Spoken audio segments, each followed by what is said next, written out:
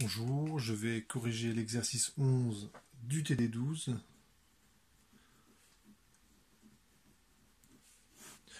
Donc cet exercice-là, vous avez une force centrale qui varie à puissance 5 du petit r, donc la distance entre le centre de force et le point M. Donc la force s'écrit comme ça. Suivant U de R. Vous avez le centre de force, le point M. U de R, il est comme ça. Petit r et la force évidemment. Donc si K est positif, ce qui est a priori, si je veux une trajectoire, un état lié, il faut que K soit positif, il faut que la force attire le point M vers le point O, sinon le point M il s'en va à l'infini. Vous avez donc ceci. Et on considère le cas d'une trajectoire circulaire. Donc si j'écris le principe fondamental de la dynamique, donc je vais considérer un référentiel galiléen. Donc je ne précise pas lequel, donc je prends un référentiel et il est galiléen. Le système c'est la masse, petit m. Le bilan des forces, il n'y a que F.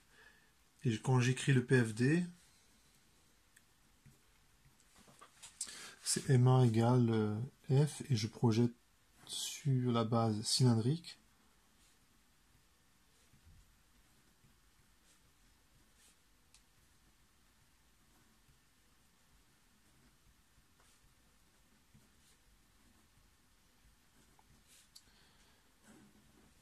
Et ici on a moins K M sur R puissance 5 suivant c'est U de R, bon j'ai mis E de R, vous corrigerez de vous-même.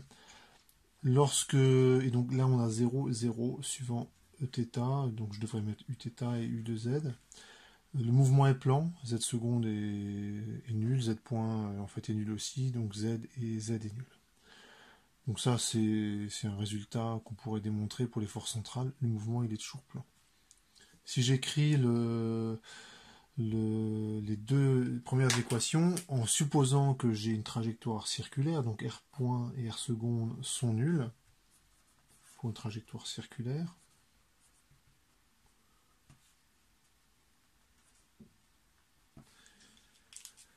Donc le M va se simplifier et donc j'arrive à cette équation là.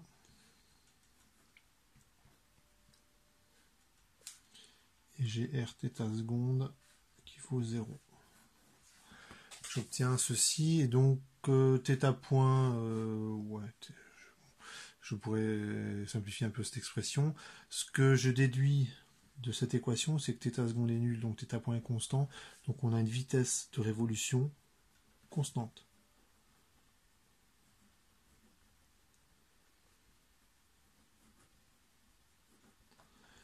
C'est bien ça. Le mouvement est, donc le mouvement est uniforme.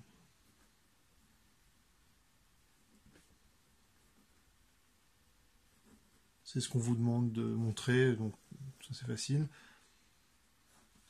Question 2, la trajectoire, elle ne peut être circulaire que pour K positif. Donc en fait, vous regardez cette équation-là. Cette équation, elle est possible que si K est positif. Si K était négatif, on devrait avoir quelque chose de négatif et quelque chose de positif. C'est impossible. Donc K est nécessairement positif. Si vous voulez avoir une solution plausible, possible pour votre trajectoire circulaire.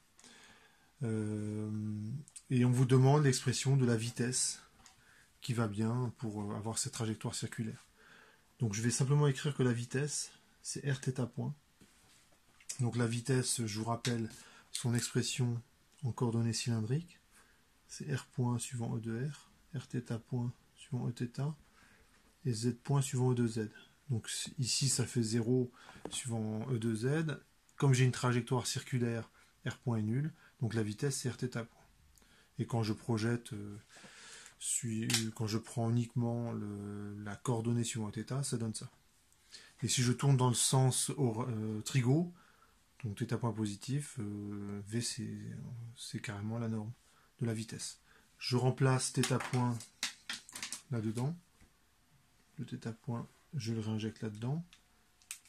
Et ça donne θ point carré est égal à K sur... Je dis des bêtises, c'est pas θ point. C'est la vitesse au carré égale K sur R puissance 4. Donc je vérifie, ouais c'est ça. Donc la vitesse varie en racine de K sur R au carré. Où R serait le rayon, où R serait le rayon de la trajectoire. En fonction, voilà. Donc j'ai fini l'exercice, je vais juste faire des petites remarques sur ce mouvement qui est un petit peu particulier. Si je calcule l'énergie potentielle effective.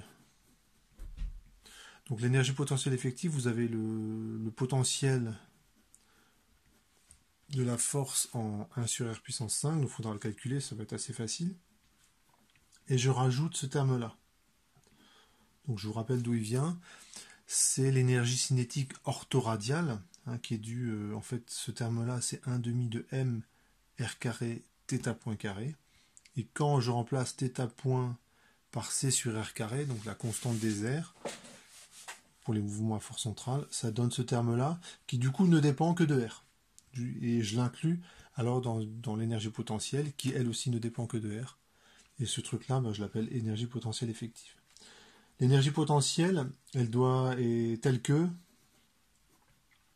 la force F, c'est moins gradient de EP. Et quand j'écris le gradient en coordonnées cylindriques, ça fait moins d2p sur d2r, 1 sur r. Donc je rappelle les coordonnées x, y, z. Θ, phi,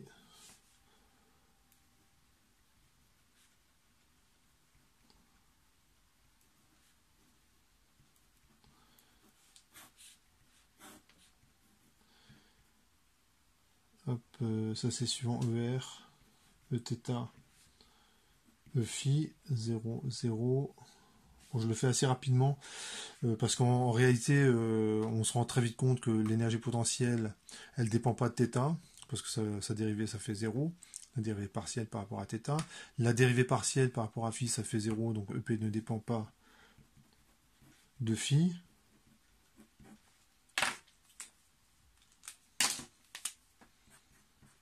Donc l'énergie potentielle ne dépend que de R, et je me retrouve avec cette équation-là, d2p sur d2r égale K sur R puissance 5, et en fait, l'énergie potentielle s'écrit K sur R puissance 4, et il y a un facteur 4 qui sort, normalement, que je dise pas de bêtises.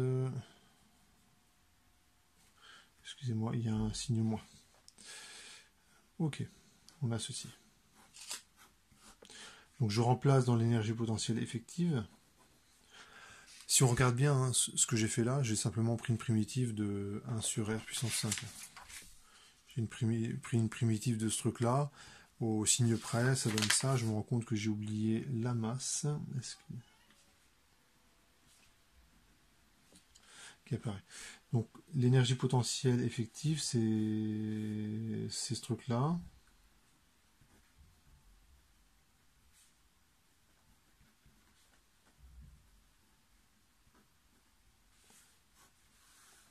Et quand je trace cette courbe-là,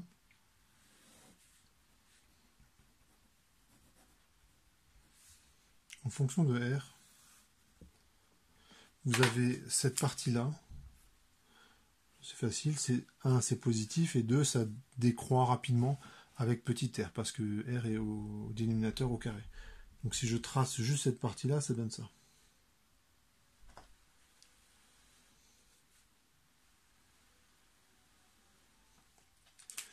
Si je trace cette partie-là, c'est négatif et ça décroît encore plus vite en fonction de petit r. Donc ça va donner un truc comme ça. La courbe verte ici, elle dépend de la constante des airs, donc ça dépend des conditions initiales. Donc là, j'ai tracé la courbe comme ça. Suivant les conditions initiales que vous avez, cette courbe-là, elle peut très bien être au-dessus ou un peu plus basse, donc ça dépend. Et quand je fais la somme des deux, ce qui l'emporte quand R est petit, c'est cette courbe-là, la courbe que j'ai tracée en violet. Et lorsque R est grand, je vais rejoindre cette courbe-là. Donc ça va donner une courbe qui ressemble à ça.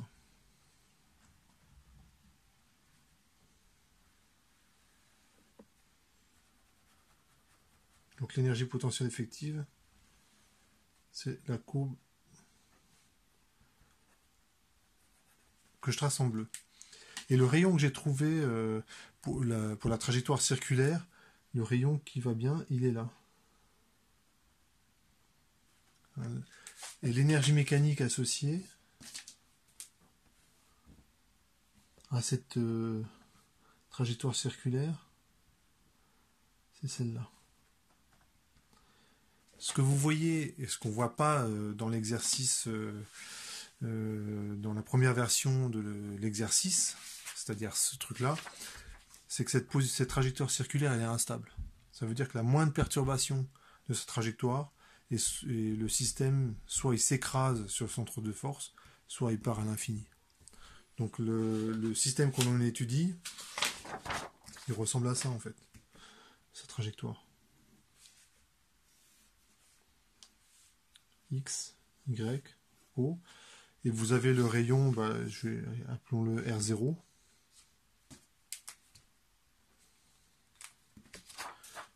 Donc si je trace ce cercle, ça fera un truc comme ça.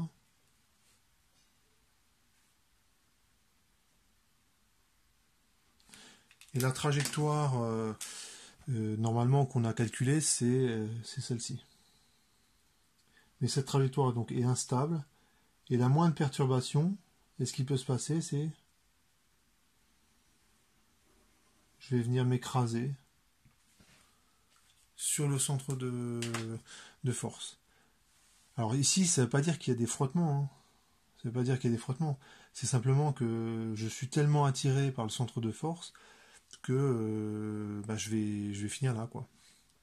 Alors après, est-ce que ça fait quoi comme genre de spirale? J'en sais rien. Mais en tout cas, je suis sûr d'une chose, c'est que si j'attends suffisamment longtemps, je vais me retrouver aussi proche du point haut que je veux. Ça, c'est une solution. L'autre solution, c'est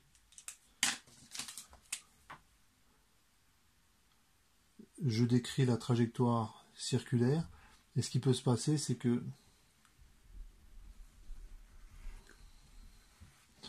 ça pourrait faire un truc comme ça. Donc c'est aussi une situation instable, mais cette fois-ci, je m'en vais à l'infini. Donc ça correspondrait à, j'ai une énergie mécanique qui est exactement celle qu'il faut pour avoir la trajectoire circulaire, et la moindre perturbation, et donc l'énergie mécanique, par exemple, elle peut diminuer, et je me retrouve, je pars de ce côté-ci, je me retrouve à l'infini. Ou je pars de ce côté-ci, je me retrouve au point haut, R égale 0. Si l'énergie mécanique augmente, en fait, je vais me rendre compte que ce sera la même chose. C'est-à-dire que je peux me retrouver à l'infini ou bien en 0. Donc dès que la moindre perturbation, et je quitte cette trajectoire circulaire. Je peux voir le système un peu différemment. J'inverse le temps. Les équations que j'écris, elles sont réversibles dans le temps, il n'y a pas de frottement. Donc si j'inverse le temps, hop, je mets la flèche à l'envers. Et donc vous avez une situation qui est un peu étrange, c'est-à-dire que vous avez un mobile qui se déplace et qui va se mettre à tourner comme ça et à s'approcher de cette trajectoire. Donc, il faut exactement lui donner la bonne vitesse, hein, pour que l'énergie mécanique du système, donc il faut bien viser, hein, faut vraiment prévoir son coup, être très précis. Il faut exactement lui donner l'énergie mécanique qui va bien pour atteindre cette trajectoire circulaire. Si vous arrivez à faire ça, et que vous donc lancez votre mobile, il va faire ça, et il va s'approcher de la trajectoire circulaire asymptotiquement. Donc ce genre de situation, ça pourrait correspondre par exemple à le ballon de basket qui tourne 10 fois sur l'arceau avant éventuellement de tomber dans l'arceau ou bien de ressortir. Hein. Ça peut aussi correspondre, alors c'est un peu plus délicat ce que je vais dire, mais ça pourrait correspondre à des rayons lumineux qui seraient déviés par la déformation, enfin non, justement ils ne sont pas déviés, l'espace-temps est déformé par la présence d'une masse qui peut être très importante, si c'est en un point donné, et dans ce cas le rayon lumineux il pourrait faire un truc de ce style-là. Il y a certains rayons lumineux, ils ont exactement la bonne direction pour faire ça, et ce qui fait que ces rayons-là, ils s'approchent de l'horizon du trou noir, et finissent par être rasants à cet horizon du trou noir. Ce qui fait que si vous avez un objet quelconque ici qui envoie la lumière, si vous regardez le trou noir, il n'y a pas de lumière qui va venir du centre du trou noir, mais il est possible qu'il y ait de la lumière qui fait comme ceci, et qui après s'être approché, s'en éloigne de nouveau et reparte. Et si vous regardez ce truc-là, et que vous zoomez sur l'horizon du trou noir, vous allez vous rendre compte que l'objet que vous regardez, allez, disons une étoile, qui est ici, vous êtes là, et vous avez bien zoomé avec un télescope sur le bord du trou noir, qui est ici, et bien vous allez voir cette étoile aux déformations près, en autant d'exemplaires que vous voulez, juste à proximité de l'horizon du trou noir. Voilà, si on peut, on pourrait continuer un petit peu cet exercice, faire des discrétions de ce style. Voilà pour l'exercice 11.